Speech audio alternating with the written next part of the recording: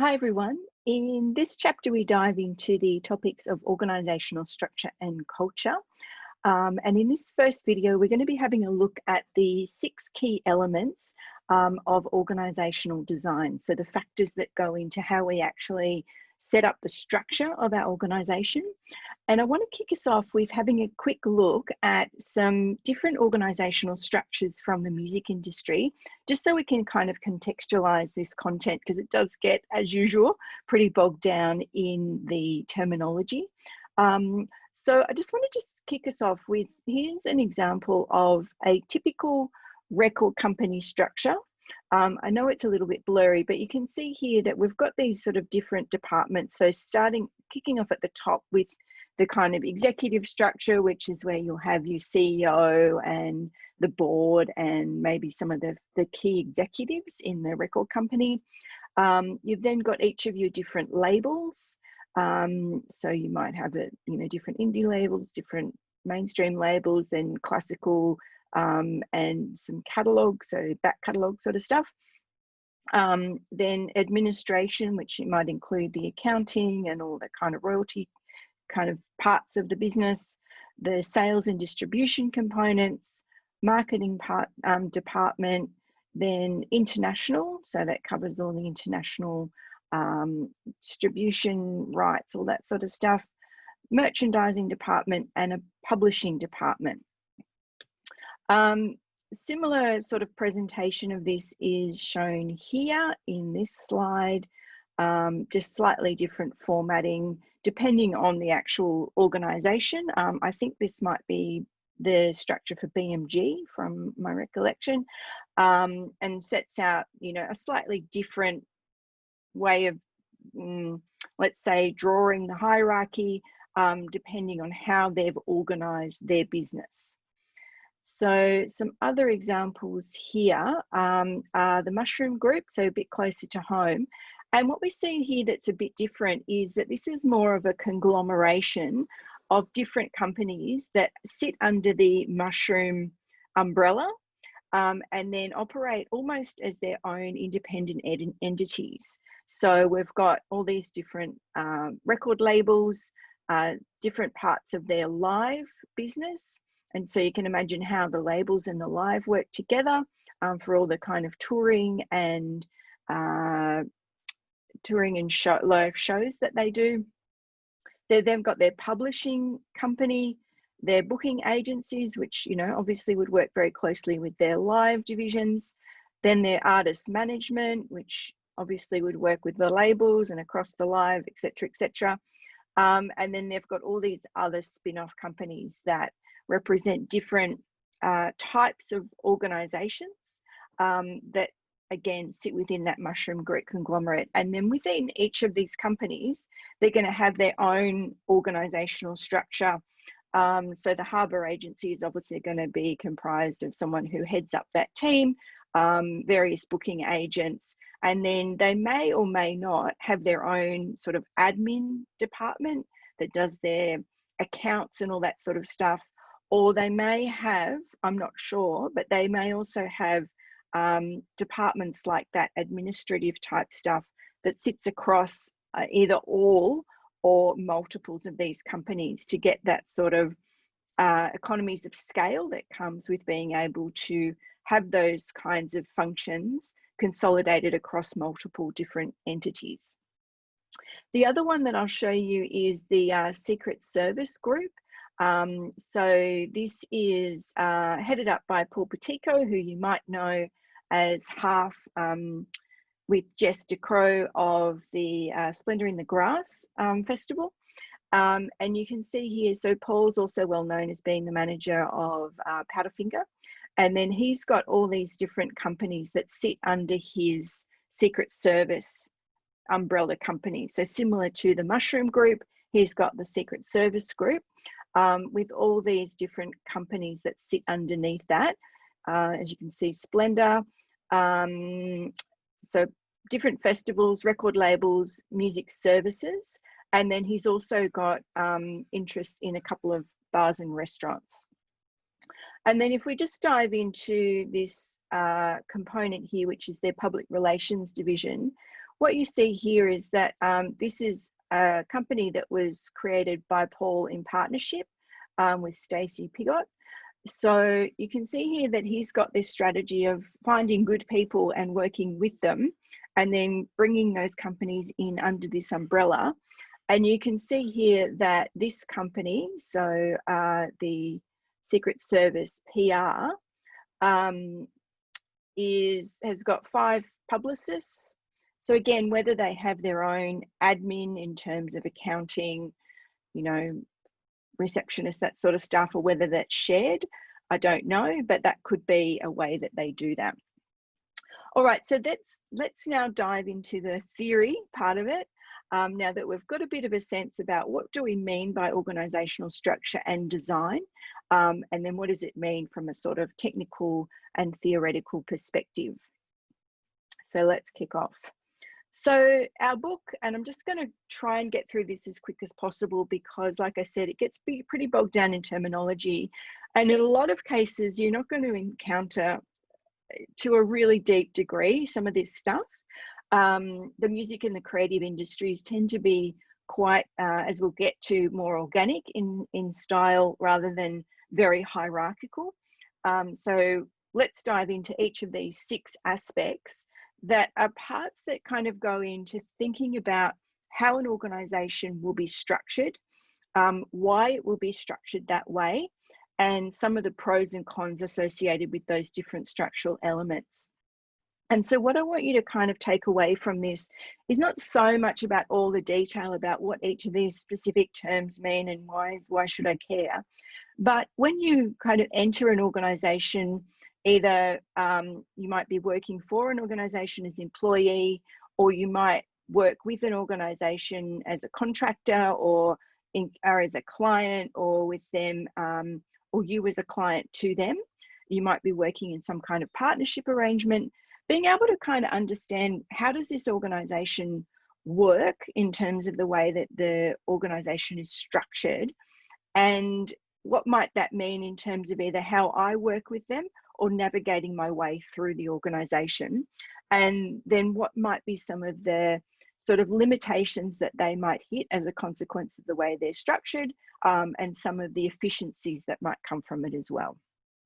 All right, so let's dive into the first one, which is the work specialisation. So this is where we actually divide labour into separate tasks, right? So you've probably all heard of division of labour. You know, we might think of this as on a production line. You know, you have somebody who's in charge of putting, you know, like say it's building a car, someone's in charge of putting in the windscreens all day, and someone else is in charge of putting on the axles or whatever it is. You might think of this as well in say like a hospital. You have different specializations of, you know, surgeons, and then gastroenterologists, and then you know, different specializations of medicine. And so the idea here is that by having specialization of tasks, we can understand, first of all, who's doing what and what their scope of responsibility is. But also it enables the organization to be more efficient, because people aren't kind of trying to do a bit of everything and then swapping tasks and kind of getting all mixed up. They're kind of focused on the particular aspect of something that they do well. And as a consequence of that, they can develop that skill set and get particularly good at it. And so, you know, again, if we're thinking about this very kind of corporate and like manufacturing type industry, which is what the book tends to sort of lean itself to, you can imagine that if you've got people, you know, all day doing something over and over and over again, that repetition is one, going to help them get very skilled at that, and stop them wasting time, shifting tasks, getting new materials, getting new machinery, and that sort of stuff. So you'll get more efficiency and a high set of skills. But what will then happen is, and we'll see this in the next slide, we get this kind of curve where we sort of start off by the more specialized and efficient we get, it sort of peaks out. And then what happens is that people start to get really bored. And so again, if we think of that machinery production line idea, you can imagine if you're doing the same thing just repetitively all day, every day, you're going to get bored, you're going to get tired because you're bored. You're probably going to get stressed because you just kind of, your head will just start to kind of go elsewhere. And your productivity is going to go down. And so then you're going to start taking time off work. And so in the creative industries, this isn't so much of a challenge. It probably is more the case in something like, you know, manufacturing. So, you know, old days of CD manufacture, or people who work in, say, I can imagine jobs like digital management, you know, where you're just uploading songs all day and putting in keywords, or possibly if you're doing SEO type stuff, that could become quite mundane. And so what this picture is trying to illustrate for us here, in terms of the work specialization across the bottom, this is low, so that means that people are not very specialized, so they're just trying to do everything. And so this is often the case if you're a solopreneur, you've got your own business, you're trying to do your own thing, you have to do everything, right? So you're doing everything from being the CEO to being the janitor, you're trying to do the accounts, you're trying to do everything. And so your level of specialization is low, which can result in a fairly low productivity because you're trying to do all those different jobs and juggle everything, and you're not building up your skill set.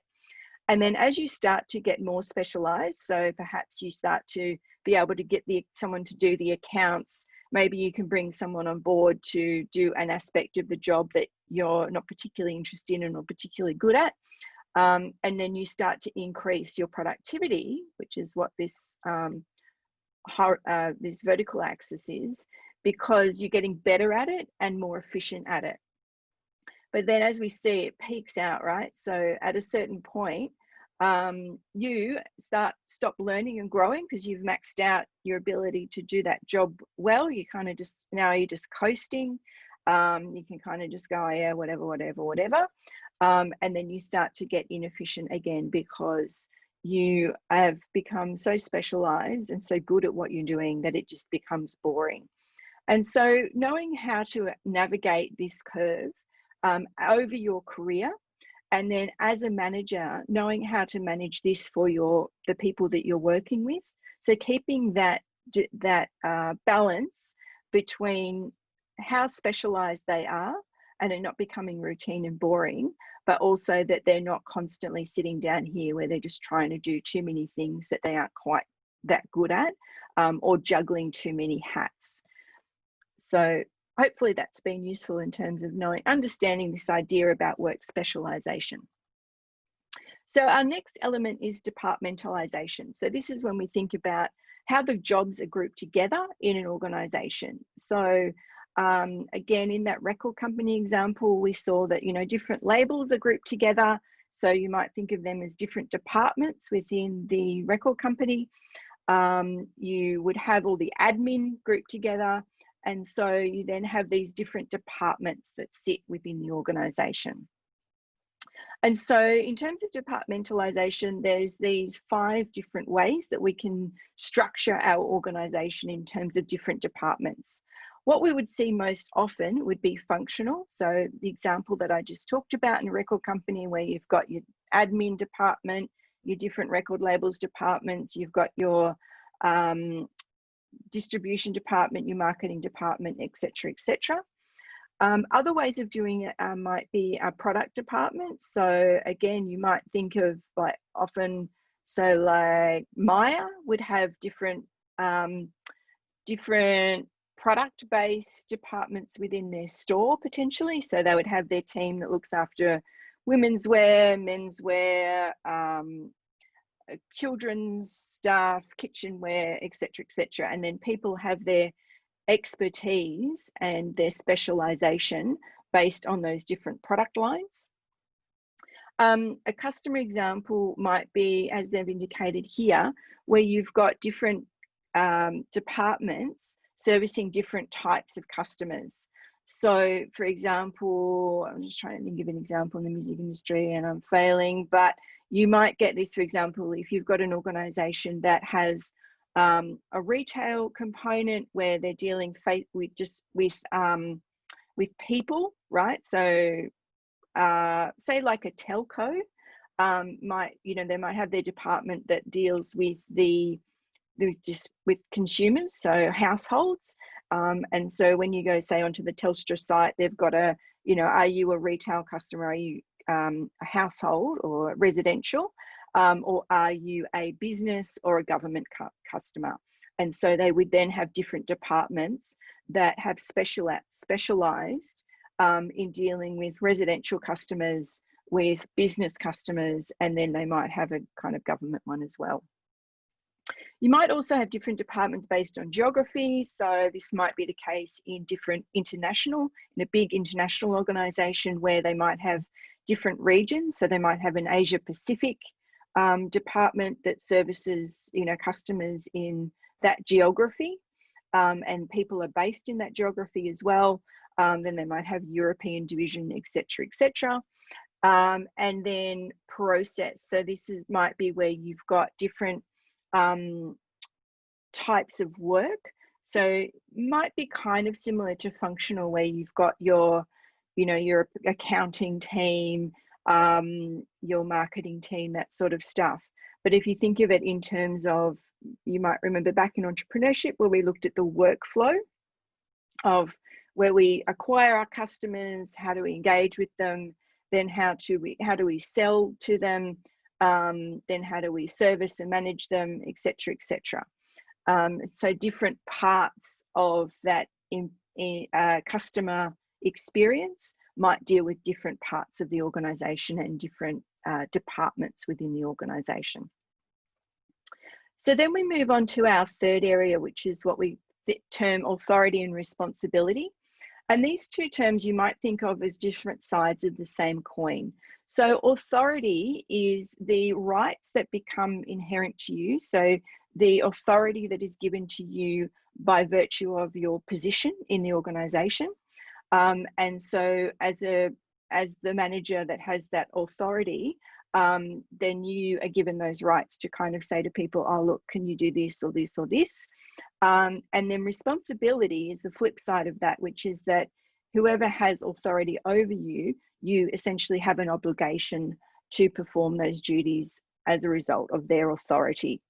So again, this tends to be a little bit blurred in the creative industries. You know, we're kind of, depending on the type of organization that you're working for, this may or may not be quite, be really rigid and in this very kind of command and obey kind of way. It might be a little bit more fluid than that, but the kind of concept is still important that, you know, if you have authority, there's a sense of you have the ability to make decisions and have people actually perform those decisions as a consequence of the authority that is inherited by you.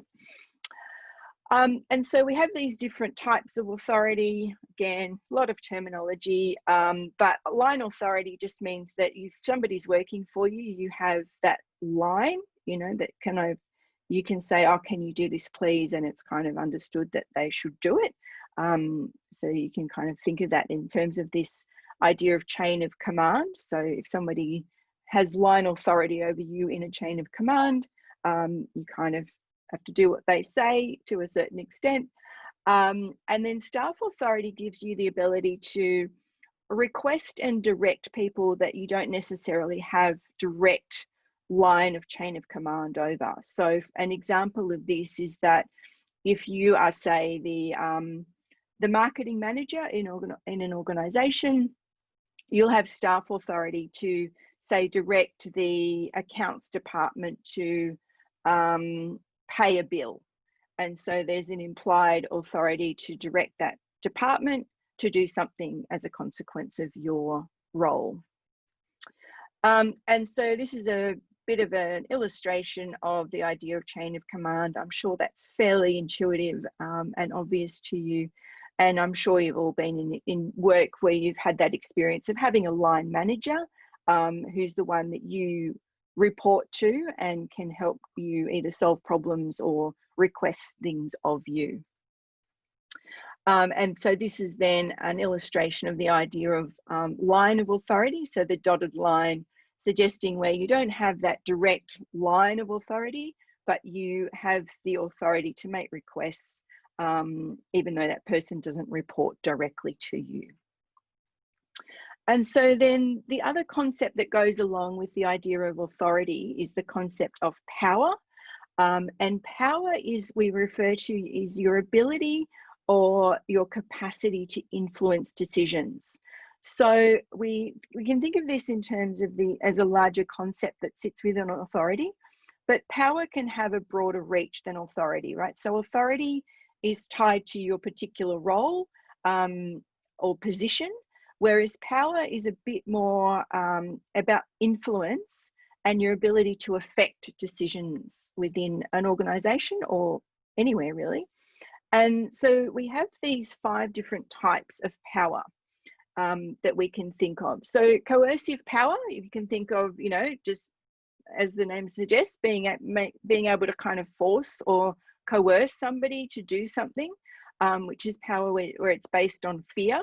So, you know, if we've got a really nasty boss who, you know, threatens us to, I'm going to sack you if you don't do that, we might think of that as coercive power because they're holding something over us in some kind of threat. Reward power is the ability to give something to someone that they want. And so, you know, we might use this with kids where we say, all right, if you go and do your homework, I'll give you some ice cream. In a workplace, we might say, you know, if you, things like encouragement awards or, you know, kind of employee of the week type things, is the power to influence people's behavior by giving them some kind of reward or something that they would value. And that might be that they, you know, prestige, or that they get a thank you, you know, it can be as small as that, is a kind of using reward as a source of power. Legitimate power is based on the hierarchy of the organisation, so it's tied a bit more to authority. And so the idea that you're using your power legitimately if you have that invested power from the authority component. Illegitimate power would be where you kind of would be trying to kind of get someone to do something, but you don't actually have the authority to do it. And sometimes you see this in organizations where you get sort of little dictators who want to go around and call the shots, and they don't actually have the authority tied to it, and the responsibility that goes along with that as well. Then expert power is where you've got power based on your particular expertise. And so this might come with experience, where, you know, people might come to you for advice because you know something. And so that gives you a level of power to affect their decision making because they're coming to you on the basis of that knowledge that you hold. So this is the case, you know, in particular, as you build experience in an organization, you grow up in the hierarchy because of that expert power that you're developing, which is giving you the ability to make more impact on the decisions that are being made in the organization. And then referent power is the idea of power that comes with something that's about either resources that you have or something about you. So we can think of celebrity as being a really good example. The idea of being an influencer, like a social media influencer, is based on the idea of referent power. And, you know, the very heart of the idea of being an influencer is that companies would come to you because you have the ability to influence, i.e. you have that referent power to affect people's purchasing decisions. So, you know, if I'm a super wellness influencer, then a company might come and say, hey, can you tell your followers about our products and say it's really great? And then because you think that I'm really knowledgeable, or you just think I'm hot or something, you're going to be more likely to buy that product based on my referent power. So our fourth component, when we're thinking about things that affect and go into how we might structure our organizations, is what we call the span of control. So this is essentially the number of people that as a manager you can supervise. And this kind of gets impacted by a range of factors, right? So if you think about you as a manager or an organization that you've worked for, or just any organization you're familiar with, if you think of a person who's a manager and you think of the number of people that report to that person, it can vary in terms of the number of people, and also what those people are doing. And so something like a McDonald's, because the procedures that are they're quite embedded in a McDonald's kind of franchise. Everything's quite procedural. People don't have to be very skilled or have a lot of experience to do that work.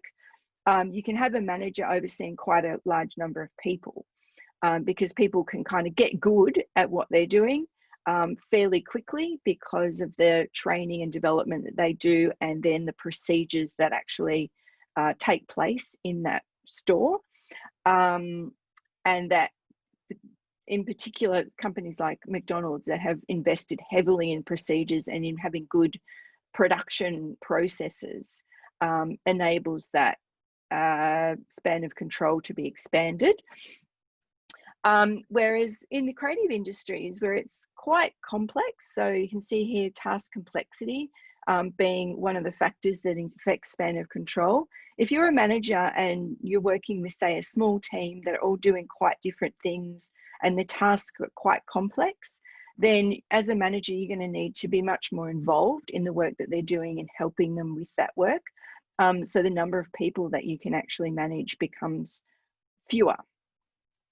In addition, the actual expertise and experience, depending again on the complexity of the task.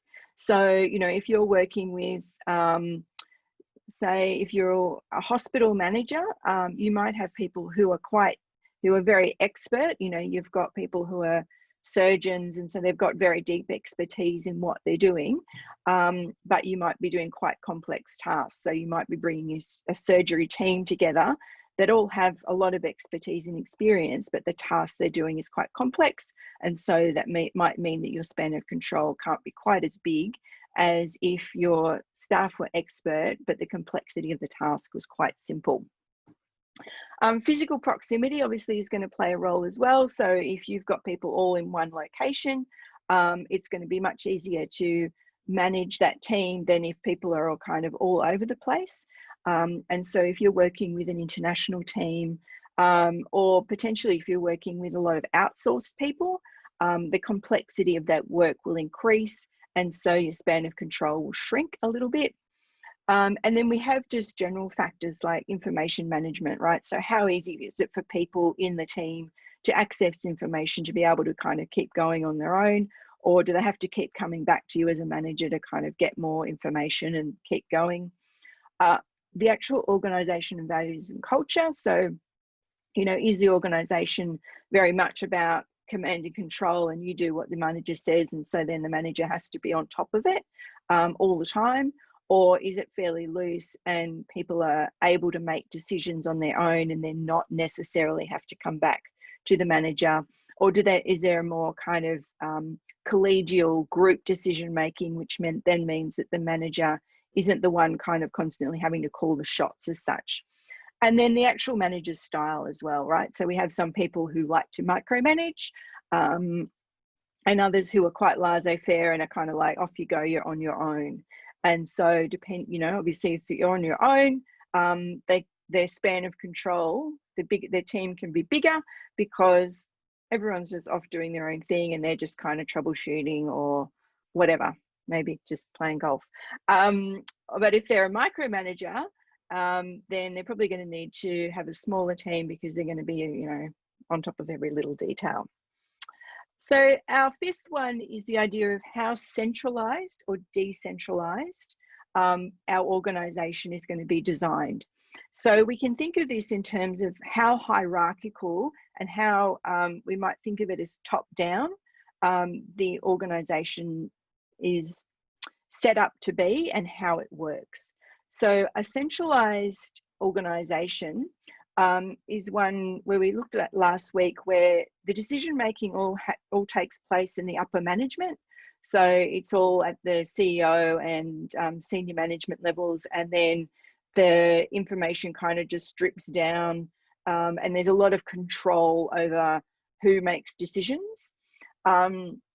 Whereas a decentralized structure means that lower level managers have a lot more say in terms of having those decisions made.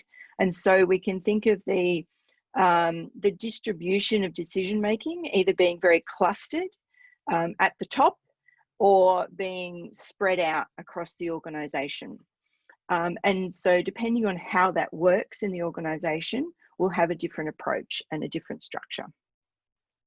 And so then our last component is how formal the organization is. And this doesn't mean like, you know, whether people wear suits or hoodies, it's not that kind of formal, but it's more about how much rules and procedures are guiding the way the organization is run.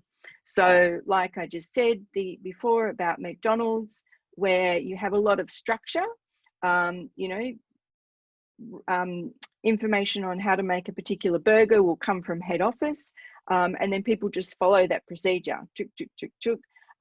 And so that's highly formalized, as opposed to more creative industries where there'll probably be very little formalization, because each task or each project is going to be made in what we call bespoke, which is that it's just going to be tailored to that particular project.